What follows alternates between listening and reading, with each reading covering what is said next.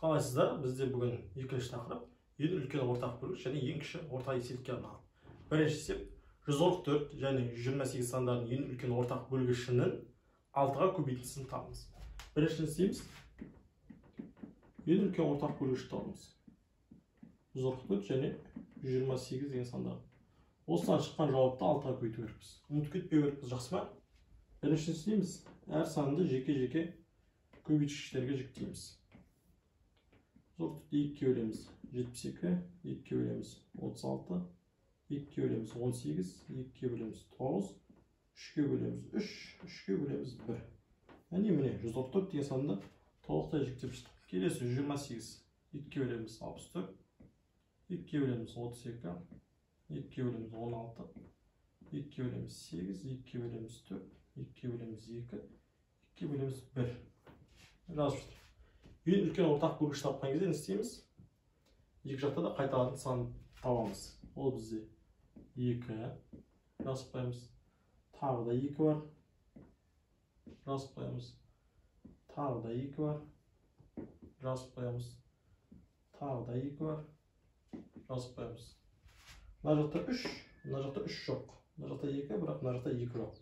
Яғни 2 бағында да қайталанатын сандарды іріктеп алдық. Ол бізде 4 рет қайталанған 2 екен. Кейбір балдар мына жақтан 4-еу, мына жақтан 4-еу, 8 екін жазып қойды. Олай жасамаңыз, өйткені қателесіп кетесіз. Енді көбейтеміз. 2-ні 2-ке өтсек 4, 2-ні 2-ке өтсек 4, ал 4-4-ке өтсек 16. Негізі 16 деген жауап бар. Егер сіздің 6-ға көбейту керек дегенге назар аудармасаңыз, оп-оңай қателесіп кетесіз. Ал біз не істейміз? 16-ға тағы да 6-ға көбейтеміз. 6-ны 6-ға көбейтсек 36. 6-сын жазам 3 ойда, 6-ны 1-ге өтсек 6, ойда 3 күн 9. Сонда 96 шығады. Ал 96 бізде Д жауабында орналасқан. Екінші есеп 3 дос алаңды айналып жүгіре бастады. Біріншісі 8 минутта жүгіреді, екіншісі 4 минутта, үшіншісі 6 минутта. Олар үшеуі қанша минут сайын кездесіп отырады? Соны табу керекпіз. Яғни қараңыз, мынандай бір алаң бар, барлығы осы жерден бастайды. Бірінші бала 8 минутта жүріп келді, екіншісі 4 минутта, үшіншісі 6 минутта. Бұл жерде ең жылдамдығы үлкені ол екінші бала, яғни тез жүріп келді. Ал ең жай жүретін ол бірінші бала. 8 минут көбірек уақыт жұмсады. Енді бұлар қанша минут сайын кездеседі, яғни бұлар тоқтаусыз жүгіре береді.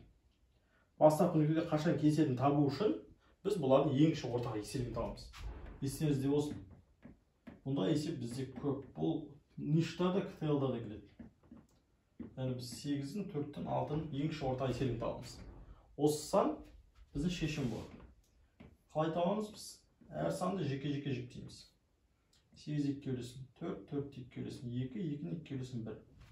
4 2-ке бөлесін 2, 2-ні 2-ке бөлесін 1. 6-ны 2-ке бөлесін 3, 3-ті 3-ке бөлесін 1. Енді біз 3 қатарда да бар санды дөңгелектеп аламыз. 2, 2, 2. Жазып қоямыз. Көбейту.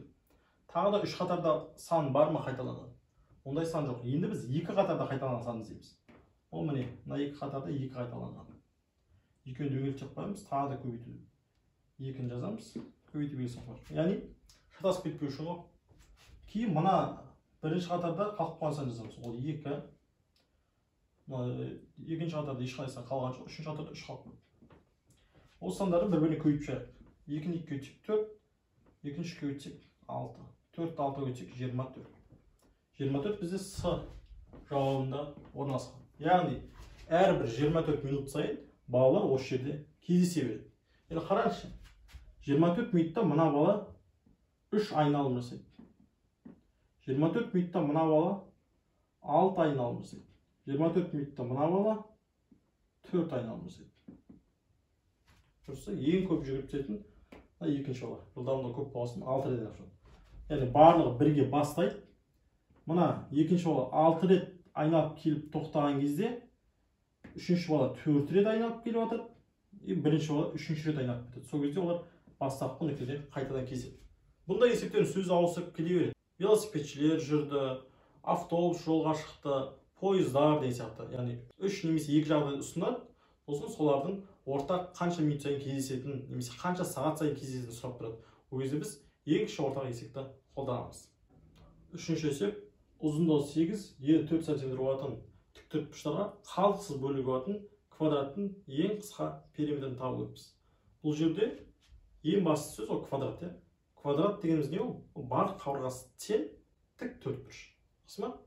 Енді біз қандай да бір квадратты осындай ұзындығы 8 ені 4 см болатын тік төртбұрыштарға теңдей бөлу керекпіз. Ешқандай шеті қалып қоймау керек. Ол үшін істейміз. Ол үшін біз мына тік төртбұрыштан квадратты ораймыз, яғни есепті керісінше шығарамыз. Бірінші қарайық, квадраттың барлық қабырғасы тең болу керек. Сондықтан біз мына 8 бен 4-тің ең кіші ортақ еселігін табамыз. Ең кіші ортақ еселігі 8 бен 4-тің. Қалай табамыз? 8 бен 4-ті жай көбештер жіктейміз. 8 2 бөлсек 4, 4 2 бөлсек 2, 2 2 бөлсек 1, 4 2 бөлсек 2, 2 2 бөлсек 1. Екеуінде қайтадан сан ол 2. Екеуінде қайтадан сан ол 2. Және қалып қойса жазамыз, ол 2. 2 2 бөлсек 4, 4 2 бөлсек 8. Яғни 8 және 4 деген сандардың ең кіші орта еселігі 8-ге тең екен. Сәйкесінше біздің жасайын деп жатқан квадратымыздың да ұзындығы 8 болады. Яғни бізде бір ұзындығы 8 дайын тұр. Біз екінші тік төртбұрышты жалғаймыз осы жерге. Міне, оның да ұзындығы 8 болады. Міне 8. Оның да ені 4 болады. Сол кезде бізде 4-4-ке қоссақ, барлығы 8 см болатын мына жақ қабырға шықты. Мына үсті жағы ол баста 8 см. Енді мынау да 8, мынау да 8. Біз нені алдық сонда? Квадратты алдық. Енді квадратымыз дайын. Сұрақ қандай? Осы квадраттың периметрін табамыз.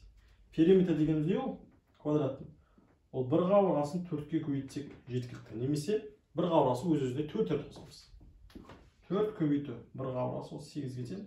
4 8 көбейтсек 38 см. Жауаптарда 38 см іздейміз.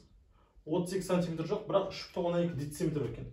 Яғни 1 дециметрде 10 сантиметр бар ғой. Бізде мына жауапты сантиметр айналдырғымыз келсе, 10-ға көбейте қоямыз. Бұл 38 сантиметр болады. Б жауап 38 сантиметр, біздің де есеп 38 сантиметр тең болды. Яғни дұрыс жауап Б.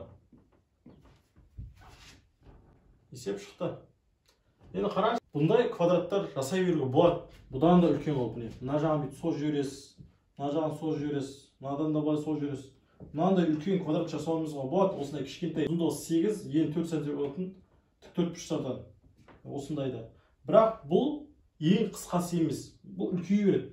Ең ұзыны, мысалы, ұзындығы там 64, енін де жағынан 64 қылдырып, 64 үлкен шаршы жасауымызға болады. Бірақ оны сұрап тұрған жоқ, бізге сондай шаршылар жасау болады дейді, бірақ ең қысқасын табамыз деп тұр. Ең қысқасы ол міне. Мынандай шаршы.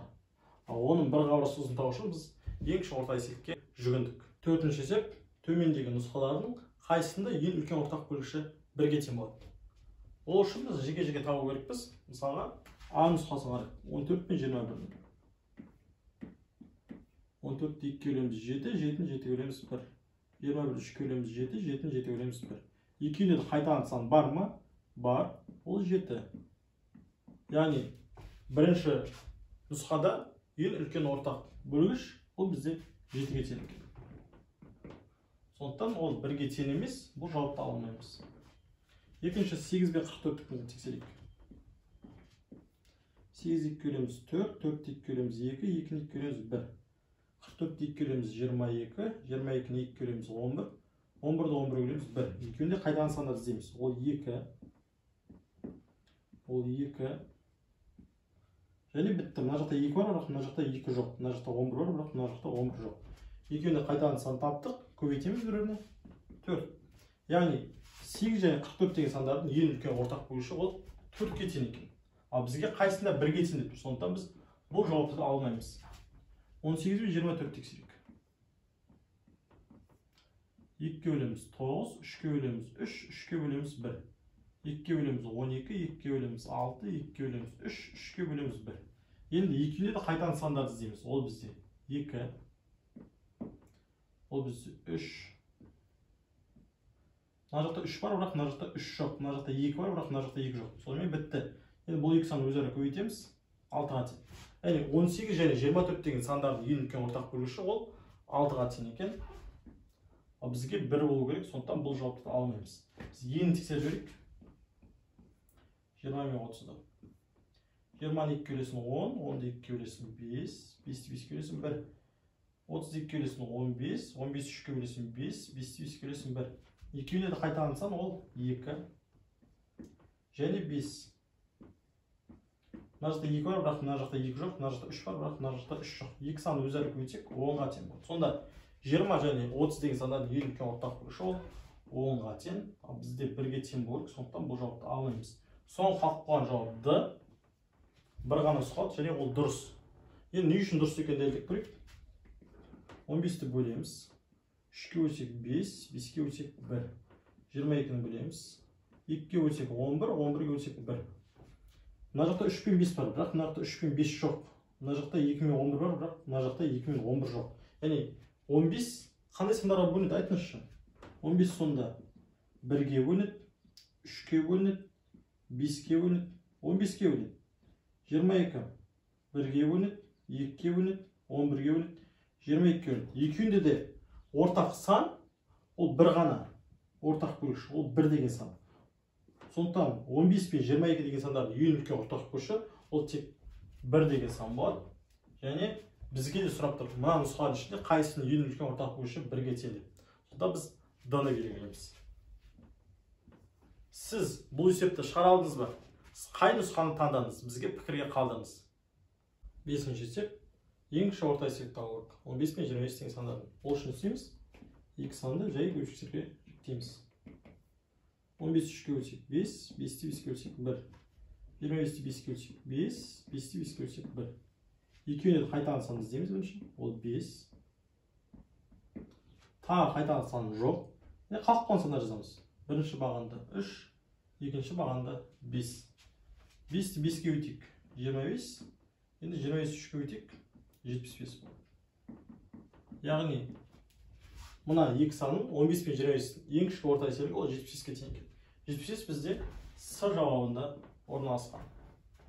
6-шы есеп 24 және 16 сандардың ең үлкен ортақ бөлгіші мен ең кіші орта есебінің қосындысының жартысын табыңыз. Яғни екеуін қосамыз және 2-ке бөлеміз жартысын табу үшін. Бірінші жеке-жеке жай бөлгіштерге жіктеп алайық. 2-ке бөлеміз 12, 2-ке бөлеміз 6, 2-ке бөлеміз 3, 3-ке бөлеміз 1. 2-ке бөлеміз 8, 2-ке бөлеміз 4, 2-ке бөлеміз 2, 2-ке бөлеміз 1. Біз бірінші ең үлкен ортақ бөлгішін табайық. Ол үшін екі жақта да бар сандарды жазып аламыз. Мына жақта екінші 2 бар. Үшінші 2 бар. Болды, осымен бітті. Енді бұл сандарды көбейтсек, 2-ні 2-ке өтейік 4, 4-ті 2-ке өтейік 8. Бұл бізде ең үлкен ортақ бөлгіш. Енді біз ең кіші орта есебін табайық. Ол үшін істеу керек. Бірінші дөңгелектен келген санды жазып алайық. Сосын қалып қалған сандар жазамыз. Бірінші қатарда ол 3, екінші бағанда ол 2. 2-ні 2-ке өтеміз 4, екінші өтеміз 6, 6-ны 4-ке өтеміз 24, 24-ті 2-ке өтсек 48 болады. Яғни ең кіші орта есебі бізде 48-ге тең. Осы екеуін қосып 2-ке бөлеміз. 8-ге 48 қоссақ 56. 56-ны 2-ке бөлсек 28. Енді қараңыз, сіз жартысын тауып ұмытып кетіп тек 56-ны тапсаңыз, ол да тұр. Түсініксіз? Сондықтан оқыған кезде мұқият болыңыз. Бізде 28 шықты, 28 бізде Б жауабы. 7-ші есеп. Ені 8 см, ұзындығы 2 дециметр тіктөртбұрыштарға қиылыссыз бөлуге болатын квадраттың ең қысқа периметрін табыңыз. Біріншісін істейміз. Мына 8 см, екеуін сантиметр кетіріп алайық. 2 дециметр ол бізде 20 см. Яғни бізге бір квадрат табу керек бізде. Ол квадратты неден құрастырамыз? Осы кішкентай тіктөртбұрыштардан. Сол себепті бізде квадраттың барлық қабырғасы тең болғандықтан біз мына 20 мен 8-ге де бөлінетін санды іздейміз. Яғни біз ең кіші орта есебін табамыз 20 мен 8-ін. Ол үшін жеке-жеке көбейткіштерге жіктейміз. 20-ны 2-ке бөлсек 10, 10-ды 2-ке бөлсек 5, 5-ті 5-ке бөлсек 1, 8-ді 2-ке бөлсек 4, 4-ті 2-ке бөлсек 2, 2-ні 2-ке бөлсек 1. Екеуіне де қайтадан сан ол 2. Ол 2. Яғни қалып қалған сандарды іздейміз. Қалып қалған сан бірінші бағанда ол 5, екіншісінде ол 2. 2-ні 5-ке өтсек 10 болады, 2-ні 2-ке өтсек 4 болады, ал 4-ті 10-ға өтсек 40 болады. Яғни 20 мен 8 деген сандардың ең кіші орта есебі ол 40-қа тең. Яғни бізде болу керек квадраттың ұзындығы 40 сантиметр болу керек. Мына жер бізде 20 сантиметр болып, тағы да 20 сантиметр қосып 40 сантиметр қылып аламыз. Ұзындығы бойынша. Енді ені созамыз. Ені 8 сантиметр, тағы да 40 болу үшін біз 32 сантиметр болу керекпіз. Ол үшін біз осындай еннің 5-еу болу керек. Ол үшін 4-еуін тіркейміз. Міне. Осылай алайын, иә. Шамамен.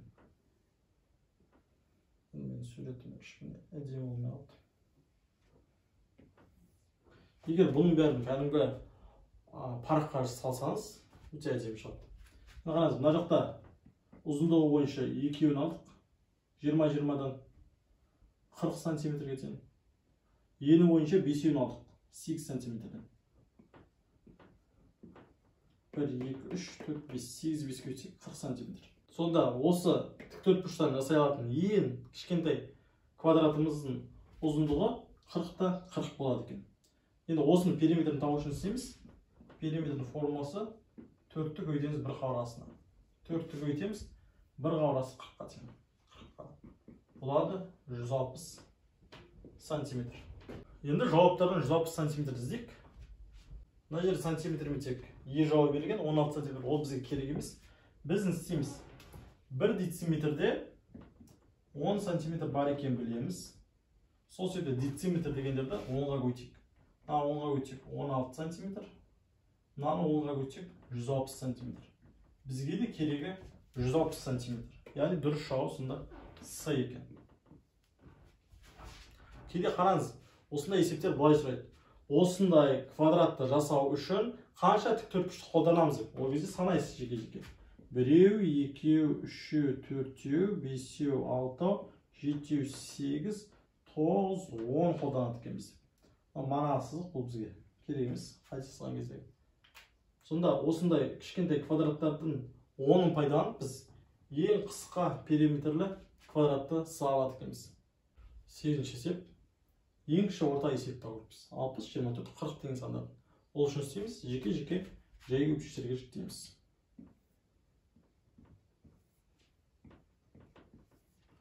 62 бөлеміз 30, 32 бөлеміз 15, 15 бөлеміз 5, 5 бөлеміз 1. 24 бөлеміз 12, 12 бөлеміз 6, 6 бөлеміз 3, 3 бөлеміз 1. 42 бөлеміз 20, 22 бөлеміз 10, 12 бөлеміз 5, 5 бөлеміз 1 болады. Енді біз алдымен 3 қатарда да қайтаған санды іздейміз. Ол бізде 2. Жазып қоямыз. Келесі сан тағы да 2. Мына міндетті түрде қошақ қойыңыздар, себебі кейде шатасып келесіздер. Ол сандарды таңдамағандарыңызды ұмытып қаласыздар. Яғни бітті ондай сандар. Енді біз 2 қатарда қайтаған санды іздейміз. Ол мысалы 3. 3 мына қатарда бар, 3 мына қатарда бар, бірақ мына қатарда жоқ. 3 жазып қоямыз. Келесі ол 2. Мына қатарда болмаса да, ол мына 2 қатарда бар. Ең соңғы сан 5. Ортаңғы қатарда болмаса да, бірінші, үшінші қатарда бар. 2-ні 5-ке өтеміз 10. 2-ні 3-ке өтеміз 6. 6-ні 2-ке өтеміз 12. 12-ні 10-ға өтсек 120. 120 бізде Б жауабында орналасқан. 9-ші есеп. 35-ке 14-ке 20-ға қалдықсыз бөлінетін ең үлкен 3 таңбалы санды табыңыз. Бірінші қарайық. Сан 20-ға бөліну үшін не істеу керек? Қандай санда 20-ға бөлінеді? 20, 40, 60, 80, 100 деген сандар. Немесе соңғы 2 цифрын назар аударсақ, 20, 40, 60, 80, 00 мен аяқталса, ол сандар 20-ға бөлінеді. Енді бізде 20-ға бөлінетін сандар тауып алайық бірінші. 86 20-ға бөлінбейді. Мына санмен жұмыс жасамасақ болады. 990 90 20-ға бөлінбейді. Мына санмен де жұмыс жасамасақ болады. 980 80 бөлінеді. 840 40 бөлінеді. 770 70 бөлінбейді. Яғни бізде сәлде болса жеңілдік қалды. Екі-ақ нұсқа қалды. Егер сіз наугад жасаған өзінде мыналарды белгілеп қойсаңыз, онда ет болып қалады. Сондықтан кішкене болса да сыни ойлай алу керек. Келесі негізгі тақырып қарайық. Ең кіші орта есебін табамыз осы 3 санын. 35 5'ke bölеміз 7, 7'ke бөлеміз 1. 14 2'ke bölеміз 7, 7'ke bölеміз 1. 20 2'ke bölеміз 10, 2'ke bölеміз 5, 5'ke bölеміз 1. Енді 3 бағанда да қайтадан санды іздейміз. Ондай сан өкінішке орай жоқ. Сол себепті кем дегенде 2 бағанда да қайтадан санды іздейміз. Ол 7. Келесі сан ол 5. Келесі сан ол 2. Келесі сан мына қатарда сандар таусылды. Соңғы үшінші қатардан қалқыпан 2 жазамыз.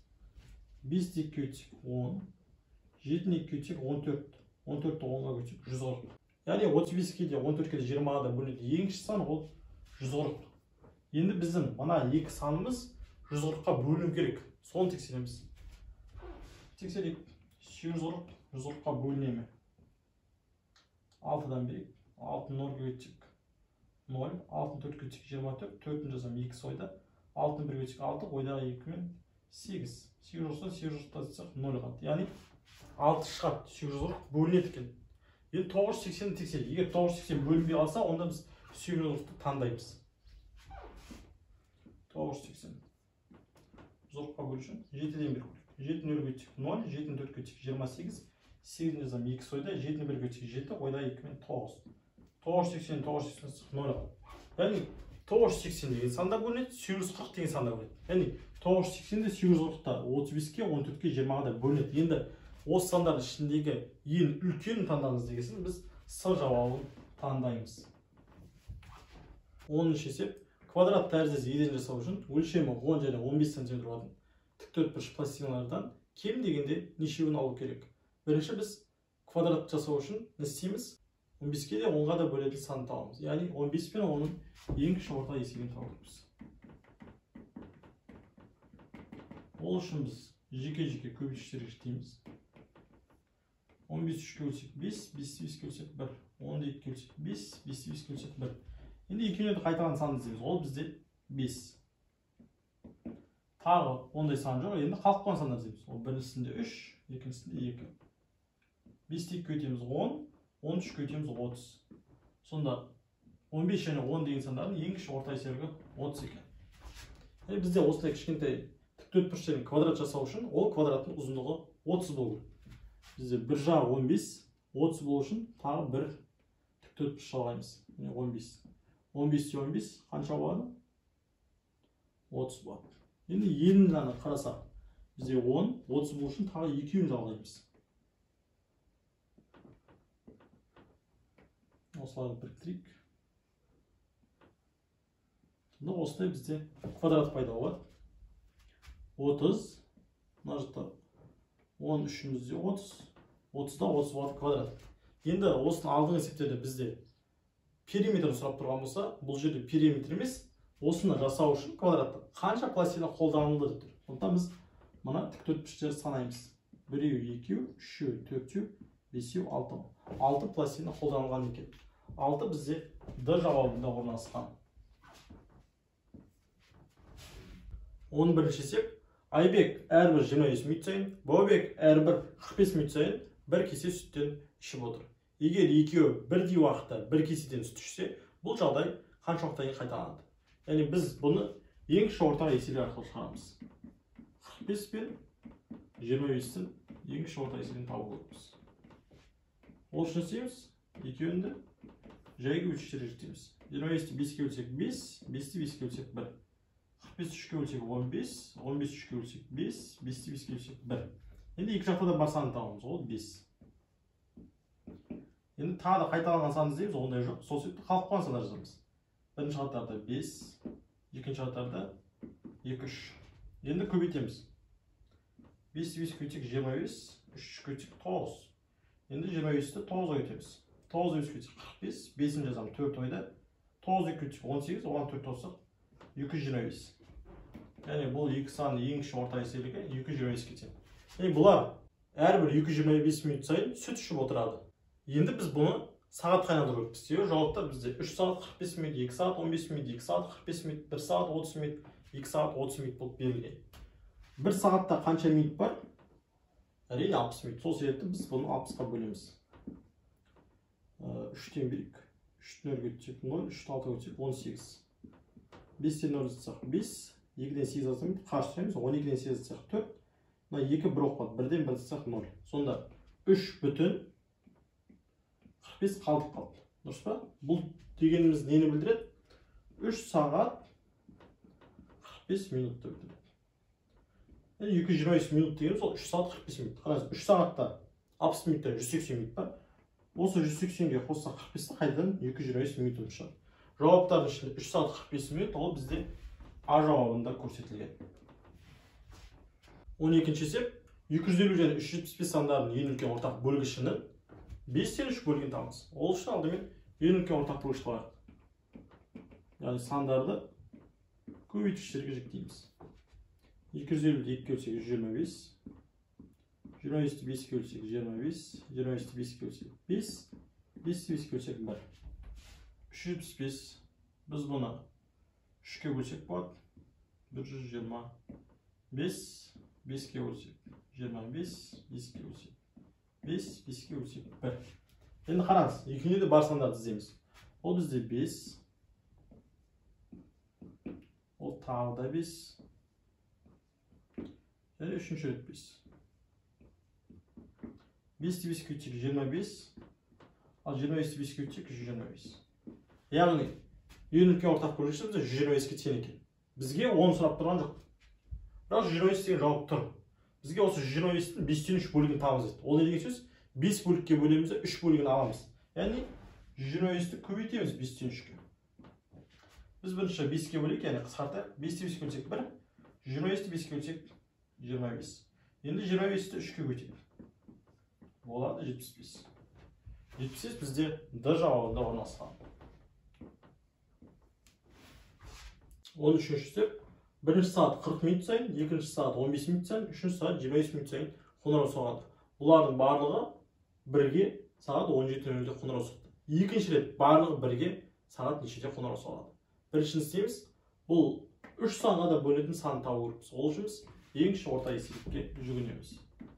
Ең кіші орта еселік 40, 15 және 25 деген сандар. Әрбіреуін жеке-жеке көбейткіштерге жіктейміз. 40 2-ге бөлеміз 20, 2-ге бөлеміз 10, 2-ге бөлеміз 5, 5-ге бөлеміз 1. 15 3-ге бөлеміз 5, 5-ге бөлеміз 1. 25 5-ге бөлеміз 5, 5-ге бөлеміз 1. Енді істейміз. Енді 3 қатарда да бар санды іздейміз. Ондай сан бар екен, ол 5. Тағы да бөтен ондай сан жоқ. 2 қатарда да қайталанған сан жоқ. Сол себепті қалып қалған сандарды көшіріп жазамыз. Мына жерде 2-ні 3 рет жазамыз. Мына жерде 3-ті 1 рет жазамыз. Мына жерде 5-ті 1 рет жазамыз. Енді қараңыз. 5-ті 2-ге бөлсек 10.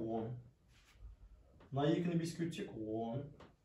Мына 2-ні 3-ті бөлсек 6. 10-ды 10-ға бөлсек 100. 100-ді 6-ға бөлсек 600.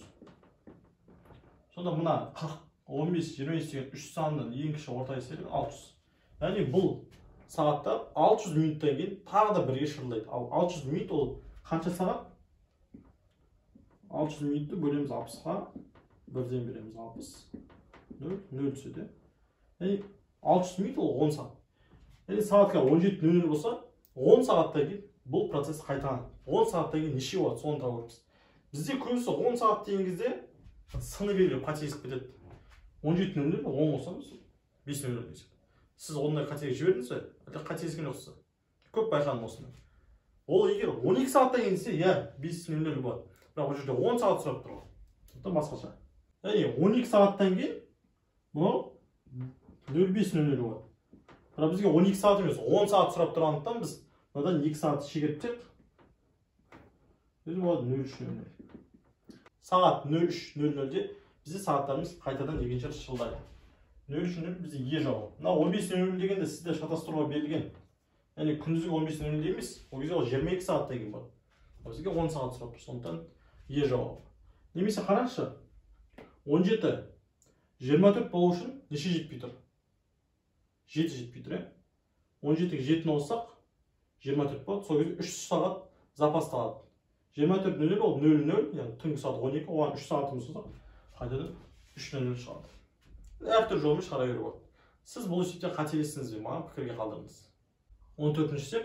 8 және 11 деген сандардың ең кіші ортақ есебін табамыз. Ол үшін істейміз. Екеуін де көбейткіштерге жүктейміз. Қараңыз, 8-ге бөлінетін сандар ол. 8-ді 2-ге бөлеміз 4, 4-ді 2-ге бөлеміз 2, 2-ні 2-ге бөлеміз 1. 11. 11-ді 1-ге бөлеміз 1. Ең кіші орта есеп тапқан кезде екеуіне де бар санды жазып аламыз. Екеуіне де бар саны өкінішке орай жоқ. Сол себепті қалып қалған сандар жазамыз. Бірінші бағанды 2, 2, 2, екінші бағанды 11. 2-ні 2-ге өтсек 4, 4-ді 2-ге өтсек 8, 8-ді 11-ге өтсек 88. Яғни ең кіші орта еселігі бұл екі саны 8 мен 11. 88. А жауабында тұр екен. Ал егер сізден ең үлкен ортақ бөлгіш тапса, онда ол 1-ге тең болады. 15-ші есеп квадрат тәріздес еден жасау үшін өлшемдері 5 және 6 сантиметр болатын тіктөртбұрыш пластиналардың нешеуін алу керек? Алдымен біз 5-ге де 6-ға да бөлетін санды, яғни екеуінің ең кіші орта есебін табамыз. Ол бізге не үшін керек? Квадраттың ұзындығын табу үшін. 5-ті 6-ға бөлік. 5 5-ге бөледі 1, 6 2-ге бөледі 3, 3-ге бөледі 1. Екеуінде қайтаратын сан жоқ, сол себепті бар сандарды жазып қоямыз. Бірінші қатарда 5, екінші қатарда 2 мен 3. 5 2-ге өтсек 10, 13-ге өтсек 30. Яғни 5-ге де 6-ға да бөлінетін сан, ол бізде 30. 5 пен 6-ның ең кіші орта есебі сонымен 30-ға тең. Яғни бізде квадрат, ол ұзындығы 30-да 30 болу. Мынау 30 болу үшін 5-еуін салу керек осындай. Мен ана 5-ші салып жіберейін.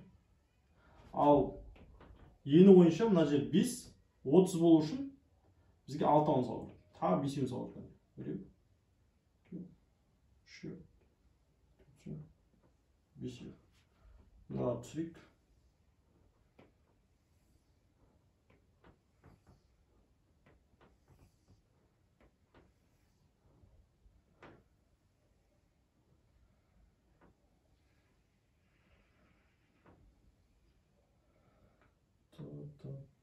Осылай саламыз.